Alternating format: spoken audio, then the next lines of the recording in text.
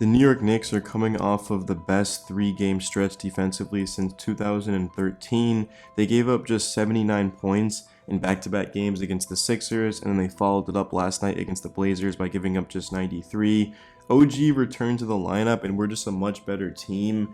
Guys can rely on him on both sides of the ball. OG, we know he's going to give us anywhere from 12 like he did last night. We've seen him score 25, 30 points. But it's the defense is the reason why we traded for OG, because that's been our weakness all season. Typically, when you think of the Knicks and Coach Tibb, you immediately are like, oh, they're one of the best defensive teams. But in the first half of the season, we struggled mightily defensively. And since we've traded for OG, we've only lost 2 games, which is just remarkably impressive. Last night, he had 12 points, 2 steals, 9 rebounds, 2 assists. OG played very well, 5 of 11 from the field, so he was efficient. Jalen Brunson led us with 45 points, 14 of 30 from the field, 15 of 17 from the free throw line. Brunson was 2 of 10 from 3. Imagine if his 3-ball had been on. I mean, he would have scored well over 50 points. But Brunson, he attacked. He knew that his 3 was off. He adjusted and he made the right plays. Josh Hart grabbed 15 rebounds. But if you've been watching the Knicks the past month, you would know that Hart just continues to lead us in rebounds. Isaiah Hartenstein grabbed 9 rebounds as well. We said OG did.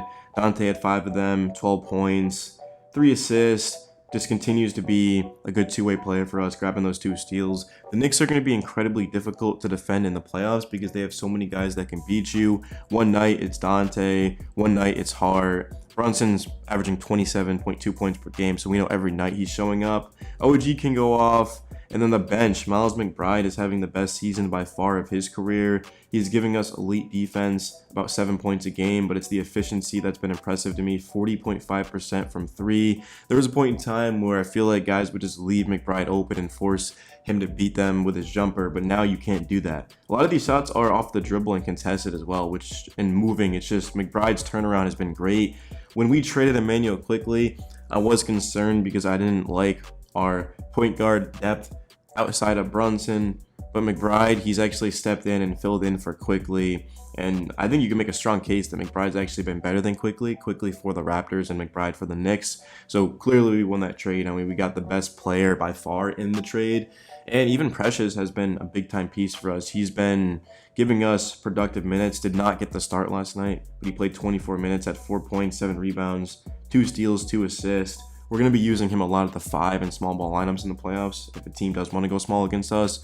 Boyan had 5 points, McBride had 6, Burks had 5. We didn't really get much from the bench. The reason why we even scored 105 was because Jalen Brunson had nearly half of our points.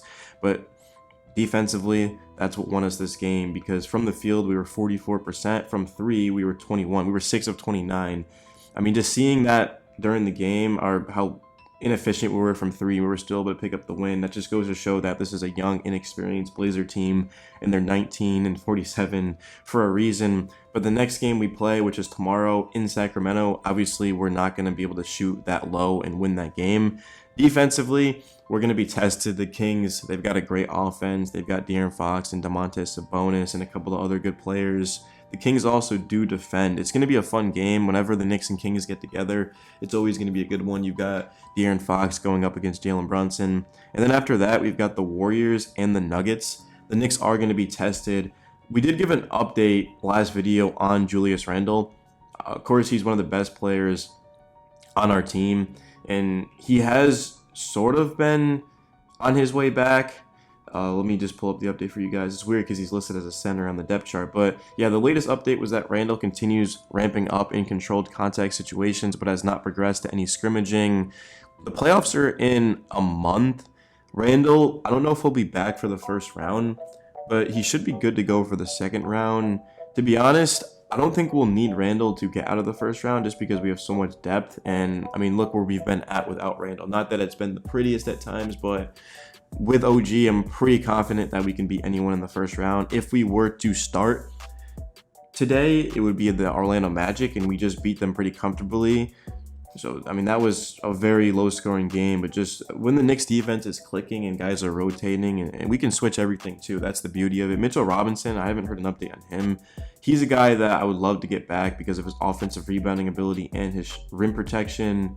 The one weakness that I have for the Knicks going into the playoffs would be rim protection. Isaiah Hartenstein's a solid rim protector. Precious is just, he's not going to be able to defend true centers.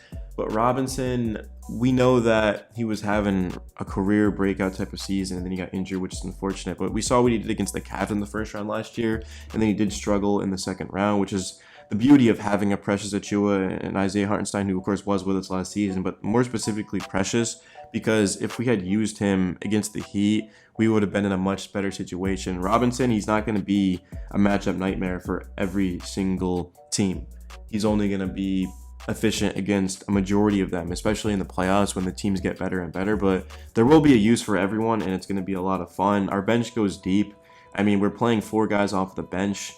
Typically in the playoffs, we had such a short rotation, but once we get Randall and Mitch back, I mean, we're going to be going, I would say, I don't think we're going to be going 11 deep, but I think we can confidently go 8, 9 deep comfortably. There's going to be a lot of guys that Tibbs is going to be able to rotate in, which means they're going to be fresher.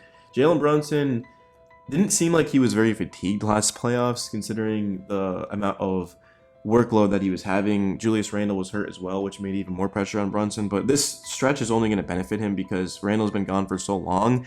And Brunson, he has seen a lot of double teams. The Blazers were throwing constant double teams at him late in this game to try to halt a comeback, but Brunson just, it doesn't matter to this point. If you double him, he's still going to give you points. I mean, Brunson, it was just so impressive last night what he was able to do. I mean, 45 points. He did put this team on his back offensively, and I can't wait to see what's next for the Knicks. Right now, we are the 4th seed. We're 3 games behind Cleveland. Best case scenario would be getting the 3 seed so we avoid Boston in the second round. But even if we do get Boston in the second round, if we're fully healthy, I think we've got the best chance not only in the East, but in the NBA. I mean, you could argue the Nuggets, maybe the Nuggets. I'll give you the Nuggets. I think it's the Nuggets, but I think it's me being extremely biased as a diehard Knicks fan. But I just feel like if we get Boston fully healthy, we have a very good chance against them, and I would love to see that. Like Boston Knicks second round, man, I would love to see that. It's gonna be great. I think it goes 7 games, but yeah, it's your boy Swaggy. I'm about to sign out. Guys, I'll see you in the next one. Make sure you smash the like button, or Swaggy, this is going on Knicks Daily. Smash the like button, subscribe if you're new. Let me know what you guys want to see next. Let me know your thoughts on the game. Overall, like I said, it was fun. Guys just went out there and they competed. Josh Hart set the tempo, going after every single rebound. He had, what, 6-7 rebounds in the first quarter alone. He just set the tone for us. And considering that we were so inefficient and won the game, is definitely a step in the right direction. We were able to win it with our defense. We weren't able to win many games with our defense without OG, but now that he's back, if we do have a low scoring, low efficient game, we can still pick up a win. And OG is not fully healthy even though he's back. So as the time goes on, the Knicks are just going to get healthier and healthier and more dangerous and more dangerous. And I just love where we're at, man. It's going to be a fun ride, guys. I'll see you in the next one. Peace.